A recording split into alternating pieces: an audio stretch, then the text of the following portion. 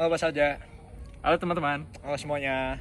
Halo semuanya. Kali ini di hari Sabtu yang indah, pada jam 2.36 kita akan membahas tentang HAM. Disimak ya.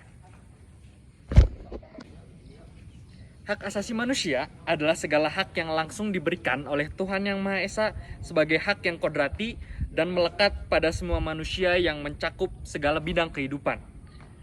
Menurut Undang-Undang Nomor 39 Tahun 1999 tentang hak asasi manusia adalah segala hak yang melekat pada hakikat dan keberadaan manusia sebagai makhluk Tuhan Yang Maha Esa dan merupakan anugerahnya yang wajib dihormati, dijunjung tinggi, dan dilindungi oleh negara, hukum, pemerintah, dan setiap orang demi kehormatan serta pelindungan harkat dan martabat manusia.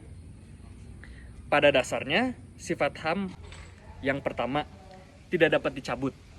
Yang kedua, tidak dapat dibagi. Yang ketiga, bersifat hakiki.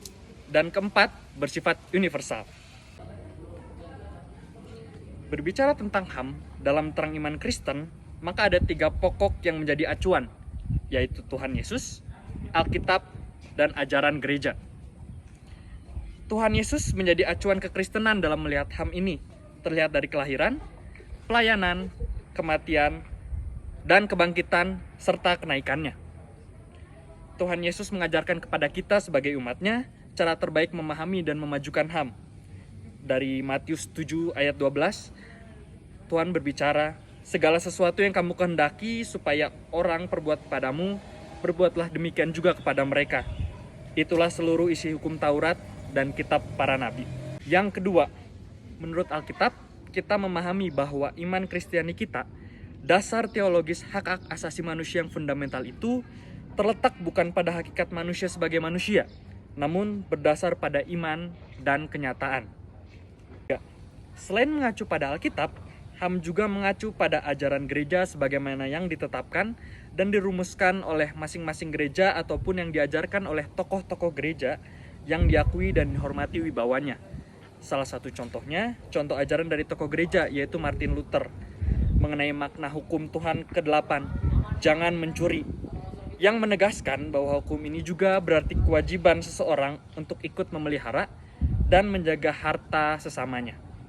Selanjutnya saya akan menjelaskan tentang pelanggaran HAM menurut undang-undang atau secara yuridis. Pelanggaran HAM merupakan setiap perbuatan seseorang atau kelompok orang, termasuk aparat negara, baik disengaja maupun tidak disengaja, atau kelalaian yang secara hukum mengurangi, menghalangi, membatasi, dan atau mencabut HAM seseorang atau kelompok orang yang dijamin oleh Undang-Undang Dasar. Selanjutnya saya juga ingin menjelaskan tentang pelanggaran HAM menurut iman Kristen.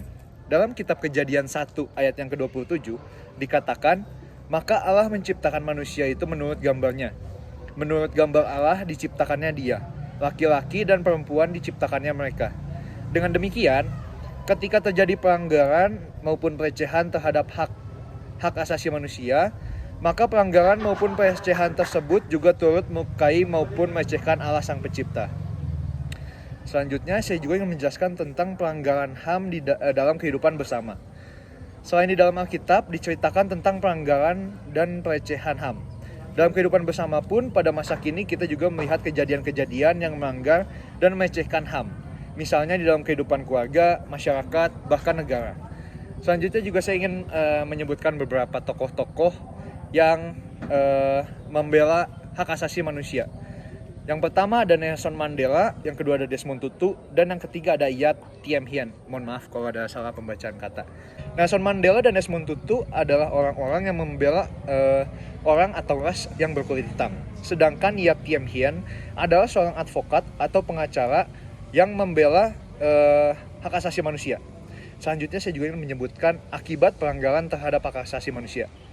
Yang pertama, ada menciptakan perilaku yang tidak adil dan diskriminatif. Yang kedua, menimbulkan rasa dendam dan kebencian antara sesama manusia. Yang ketiga, merendahkan harkat, derajat, dan martabat kemanusiaan.